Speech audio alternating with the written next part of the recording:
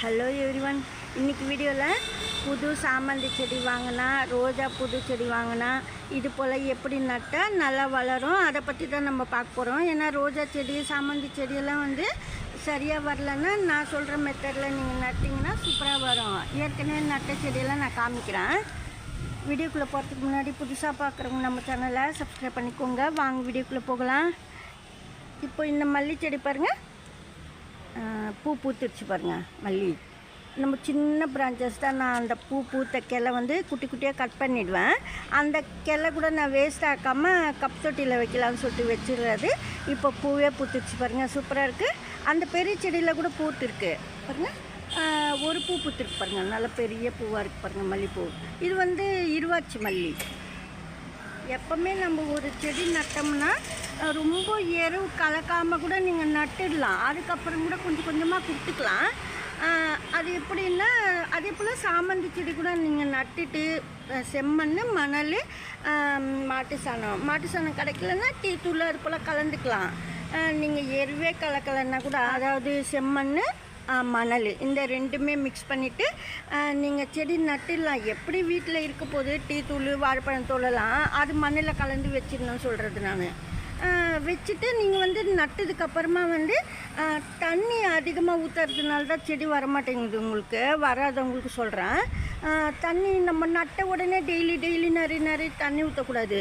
இப்போ நட்ட உடனே ஒரே வாட்டி நம்ம தண்ணி ஊற்றிடுறோம். நாளைக்கு நீங்கள் தண்ணியை ஊற்றக்கூடாது. மேல் சாயில் மட்டுமே லைட்டாக சும்மா ஸ்ப்ரே பண்ணி விடணும், ஈரம் பண்ணிவிட்டு. அப்போ தான் செடி வரும்.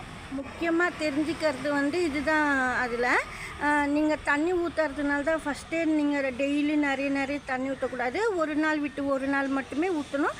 அது கூட 1 வீக் ஒன்ஸு ரோஜா செடிக்கு ஃபுல்லாக தரவாக ஊற்றிடணும். டெய்லி மேல் சாயில் மட்டும்தான் நீங்கள் நினச்சி வைக்கணும். இல்லை 3 days ஒன்ஸ் மட்டும் நல்லா தரவாக நிறைய தண்ணி ஊற்றலாம். ரோஜா செடிக்கு, சாமந்தி செடி கூட மேல் சாயில் மட்டுமே நினச்சி விடணும். அப்படி தண்ணி ஊற்றினா மட்டும்தான் உங்களுக்கு செடியெல்லாம் நல்லா பழச்சி நல்லா வளரும். டெய்லி தண்ணி ஊற்றக்கூடாது. வெயில் டைமில் கூட பழைய செடியாக இருந்தால் நீங்கள் ஊற்றலாம். புது செடியாக இருந்தால் நான் சொல்கிற மெத்தட் தான் உங்களுக்கு கரெக்டாக இருக்கும். பாருங்கள், இது சாமந்தி செடி. நம்ம புது செடியிலேருந்து பிரித்து வச்சுருக்குறோம் இந்த சாமந்திக்களை. பாருங்கள், இப்போ நான் நட்டுட்டேன், தண்ணியும் ஊற்றிட்டேன். ஆனால் சாயில் காஞ்சி தான் இருக்குது. இன்னும் கூட காயணும். நல்லா காஞ்சதுக்கப்புறமே நாளைக்கு நான் தண்ணி ஊற்றுவேன். அது கூட அதிகமாக ஊற்ற மாட்டேன். எப்படி சாயிலுக்குள்ளே ஈரப்பதம் இருக்கும், ஒரு அரை கிளாஸ் மட்டும் ஊற்றி விடுவேன். இதில் நாளைக்கு அதாவது நாளை மறுநாள் தண்ணி ஸ்ப்ரே பண்ணி விடுவேன் சாயிலுக்கு மேலே. அது போல் நீங்கள் நிறைய தண்ணி ஊற்றினா வராது செடி. சாமந்தி செடி கண்டிப்பாக போயிடும். அதனால தான் நமக்கு அந்த மெத்தடெல்லாம் தெரியாததுனால உங்களுக்கு செடி வராது, சாமந்தி செடி. இப்போது இந்த சாமந்தி செடி பாருங்கள், நான் மொட்டையெல்லாம் கட் பண்ணி விட்டிருக்கேன். மொட்டை கட் பண்ணிட்டு இங்கே நட்டுட்டேன் பாருங்கள். வந்தால் வரலாம், வராமல் போகலாம். நம்ம எப்படி வருதோ அப்படி தான். இப்போ இந்த பிரான்ச்சஸ்லேருந்து இருக்க மொட்டைலாம் நான் எடுத்துட்டேன். இங்கே கூட கட் பண்ணிடணும். கட் பண்ணிட்டு நான் பக்கத்தில் வச்சுடுவேன். ஆனால் இது செடி எதுவுமே ஆகாமல் நல்லா இருக்கு பாருங்கள். நீங்கள் சிசரில் தான் கட் பண்ணணும்.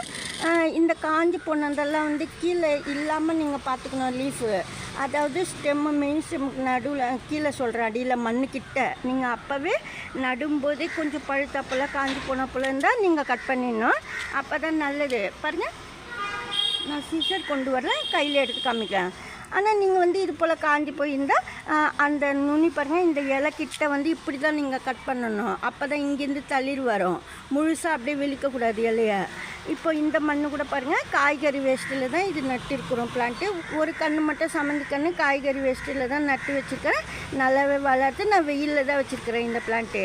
இப்போது இதுக்கு நான் அதிகமாக தண்ணி ஊற்ற மாட்டேன். இன்றைக்கி தண்ணி ஊற்றிடுவேன், நாளைக்கு மேல் சாயில் மட்டுமே தண்ணி ஸ்ப்ரே பண்ணி விடுவேன், இல்லை தெளித்து விடுவேன் கையில் மேல் சாயிலுக்கு மட்டும். அப்படி தான் சாமந்தி செடி, ரோஜா செடியெல்லாம் நீங்கள் வளர்க்கணும். ஃபஸ்ட்டே நிறைய தண்ணி ஊற்றுறதுனால தான் கண்டிப்பாக வரமாட்டேங்குது. நான் அது தெரிஞ்சுக்கிறதுனால சொல்கிறேன் நான். இந்த ரோஜா செடி பாருங்கள் எவ்வளோ பூ பூத்துருக்கு. ஏற்கனவே விஷ்போன் பிளான்ட் வளர்ந்து சரியாக வளரல. இந்த பிளான்ட்லேயே வச்சுன்னு சொன்னேன். அந்த பிளான்ட் அடிக்கடி வீடியோ பண்ணுறேன். இந்த பிளான்ட் வச்சு ஃபஸ்ட்டெல்லாம் இலையே இல்லாமல் இருந்தது. செகண்ட் டைமும் பூ பூத்துச்சு. இப்போ தேர்ட் டைம் பூ பூத்துச்சு பாருங்கள். ஆனால் நான் வந்து இது போல் பூக்க விட மாட்டேன். 2 கிளையில் பூ பூத்து ஒரு பக்கம் மட்டும் கட் பண்ணிவிடுவேன். நான் மறந்துட்டேன். அதனால் 3 பூவுமே பூத்துச்சு. எவ்வளோ அழகாக இருக்குது பாருங்கள் செடி பிளான்ட்டு, ரோஸ் பிளான்ட்டு. இது வந்து மீடியம் சைஸ் தான் பூக்கும், பட்டன் ரோஸ் போல். ஆனால் நல்லாயிருக்கும். இன்னும் ஒரு சுற்று கூட வரும். இப்போ சின்ன கன்று நம்ம கொஞ்சம் கொஞ்சமாக தான் எரு கொடுத்துக்கிட்டே வரும். அதுக்கப்புறமா கொஞ்சம் இன்னும் ஒரு சுற்று பெருசாக பூ பூக்கும். சாமந்தி செடி பாருங்கள் சூப்பராக இருக்குது. இப்போ நம்ம கொஞ்சம் பார்த்து தான் நான் நட்டுன்னு இருக்கேன் சாமந்தி கண்ணெல்லாம். என்ன ஹைப்ரிட், இது ஹைப்ரிட் தான் நினைக்கிறேன். அதனால் நம்ம வந்து பார்த்து தான் நடணும். ஆனால் இது போல் நீங்கள் ஒரு கன்று வந்து இது போல் காய்கறி வேஸ்ட்டு, மணல் இது போல் நீங்கள் நட்டு பாருங்கள், கண்டிப்பாக வரும். இது வந்து மணல், காய்கறி வேஸ்ட்டு, முருங்கைக்கீரைலாம் சேர்த்து நட்டுருக்கிறேன், வீடியோ பண்ணியிருக்கிறேன். இந்த பாட்டு வச்சு பாருங்கள். இந்த மேல் சைடு மட்டும் லேசாக அழுத்தம் கொடுக்கணும், காற்று போகாமல் அதிகமாக. ஏன்னா ரொம்ப அதிகமாக இப்போ புது செடியில் காற்று அதிகமாக போகக்கூடாது. அதுக்காக தளிர்லாம் வர ஆரம்பித்தோடனே சீண்டி விடலாம் வேணும்னா. இந்த மெத்தடெல்லாம் ஃபாலோ பண்ணிங்கன்னா புது சாமந்தி செடி, புது ரோஜா செடி நல்லாவே வளரும். இந்த வீடியோவில் தான் பிடிச்சிருந்தா லைக் பண்ணுங்கள். நன்றி, தேங்க்யூ.